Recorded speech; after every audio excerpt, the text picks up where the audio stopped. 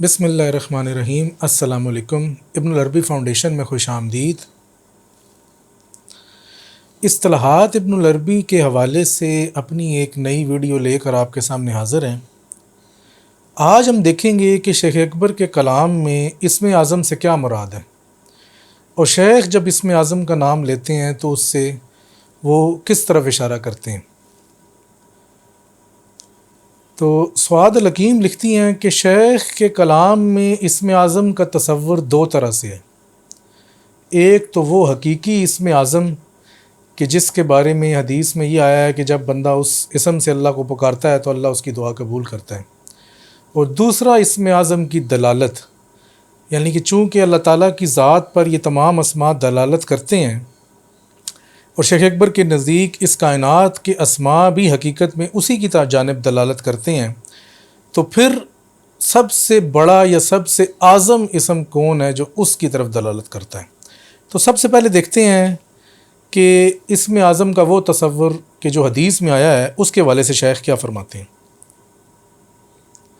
شیخ اکبر فرماتے ہیں، خاص اور عام کو یہ بات معلوم ہے کہ یہاں ایک ایسا عمومی اسم بھی ہے جسے اسم اعظم کہتے ہیں، اور یہ اسم آیت الکرسی اور سورہ آل عمران کے شروع میں ہے۔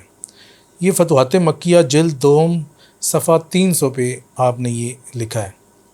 شیخ فرماتے ہیں، یہ وہ اسم الہی ہے جو اسماء احصاء کو مکمل کرتا ہے، یہ اپنی خاصیت سے کام کرتا ہے، اسی وجہ سے یہ اسم اللہ سے جدا ہے۔ تو شیخ اکبر نے اسم اعظم کو اسم اللہ سے جدا قرار دیا، کیونکہ آپ نے فرمایا کہ اسم اللہ بولنے والے کے اخلاص سے کام کرتا ہے، کہ جتنے خلوص نیت سے کوئی اللہ کو اسم اللہ سے پکارے گا اسی خلوص کے مطابق اس کو جواب دیا جائے گا۔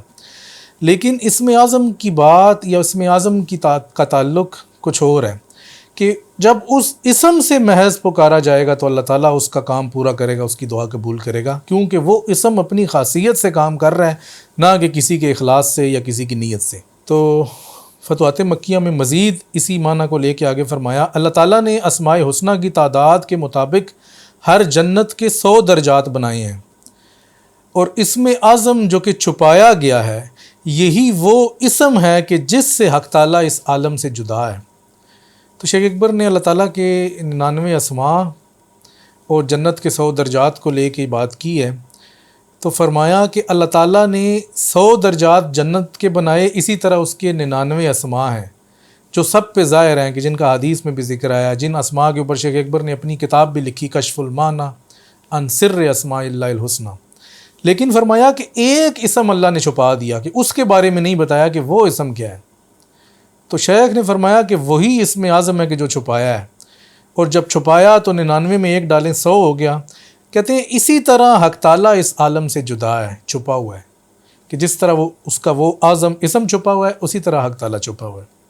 پھر اسی مثال کو آگے لے کے چلتے ہیں، فرماتے ہیں کہ وجود سارے کا سارا عدد 100 میں ہے، اس کو 100 کرنے والا اسم اعظم ہے۔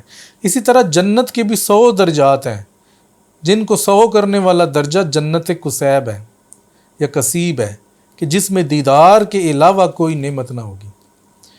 تو جنت میں جس جگہ پہ اللہ کا دیدار ہوگا وہ 100واں درجہ ہے، یعنی کہ وہ مراد ہے، اس جگہ تک پہنچنا ہے، اس جگہ تک جاننا ہے، اس سے آگے کچھ نہیں ہے، کیونکہ وہ انتہا ہے، وہاں پر حق تعالیٰ ہے۔ اسی طرح اللہ کے اسماء میں بھی جس اسم مخفی اسم تک جاننا ہے وہ اسم اعظم ہے۔ جس نے اس کو پا لیا پھر اس کے پیچھے تو کچھ نہیں رہ گیا، جس نے اللہ کو پا لیا پھر اس نے اور کیا پانا ہے، اور جس نے اللہ کا وہ اسم پا لیا پھر اس کو اور کیا چاہیے۔ تو یہ شیخ اکبر کے نزدیک اسم اعظم کا وہ پہلو ہے کہ جس میں آپ نے یہ بتایا کہ یہ اسم خاصیت سے کام کرتا ہے، اس اسم کی باقی اسماء سے حیثیت ویسی ہے کہ جیسی ظاہر اور پوشیدہ میں اللہ کی اور باقی مخلوقات کی ہے۔ تو اب ہم دیکھتے ہیں کہ اسم اعظم کا جو دوسرا پہلو، کہ جب آپ اسم اعظم کی اصطلاح کو ایک دوسرے معنی میں استعمال کرتے ہیں۔ سعاد الحکیم لکھتی ہیں، اسم اعظم کا دوسرا مطلب صرف شیخ اکبر سے مخصوص ہے، یہ لفظ اسم اور لفظ اعظم سے مل کر بنا ہے۔ تو ہم یہاں اگر اس کا مطلب بیان کریں گے تو ہم مراد لیں گے کہ مسمى پر دلیل، تو پھر اسم اعظم ہوگا کہ مسمى پر سب سے بڑی دلیل کیا ہے۔ چونکہ اس عالم کے افراد میں سے ہر فرد ہی مسمى یعنی حق تعالیٰ پر دلیل ہے، اور چونکہ اس انسان اس عالم کا کامل ترین فرد ہے، چنانچہ یہ مسمہ پر سب سے بڑی دلیل ہے، اس لحاظ سے انسان کو بھی اسم اعظم قرار دیا جا سکتا ہے۔ لیکن یہ دوسرا پہلو ہے۔ شیخ اکبر فتوحات مکیہ جلد دوم میں کہتے ہیں، پھر یہ بھی جان لے کہ تو اس کے اسماء میں سے ہے، بلکہ اس کا کامل ترین اسم ہے۔ میں نے مرثیہ میں شیخ احمد سید بون سے ملاقات کی اور کسی شخص نے ان سے اسم اعظم کے بارے میں پوچھا تو آپ نے اسی کو کنکر دے مارا جو اس طرف اشارہ تھا کہ تو ہی اللہ کا سب سے اعظم اسم ہے۔ وہ اس طرح کے اسماء دلالت کے لیے وضع کیے گئے ہیں اور انسان اللہ پر سب سے بڑی دلیل ہے۔ تو اللہ پر سب سے کامل اور اس کائنات کی سب سے بڑی دلیل ہے۔ تو یہ جو دوسرا پہلو ہے، اس میں شیخ یہ بتا رہے ہیں کہ انسان خود ہی اتنی بڑی دلیل ہے کہ اس کو باہر سے دلیلیں ڈھونڈنے کی ضرورت نہیں ہے۔ وہ اپنے اندر سے دلیل اگر ڈھونڈے گا تو اس کو یہ محسوس ہوگا کہ وہی اللہ کا اسم اعظم ہے۔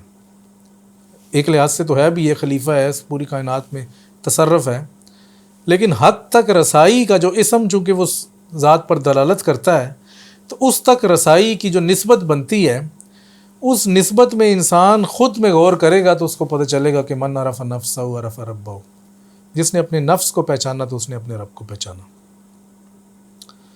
جہاں تک اسم اعظم کے تعین کی بات ہے تو شیخ اکبر کا اپنی عمومی کلام میں یہی رویہ رہا ہے کہ آپ قرآن و حدیث سے زائد کچھ بیان نہیں کرتے۔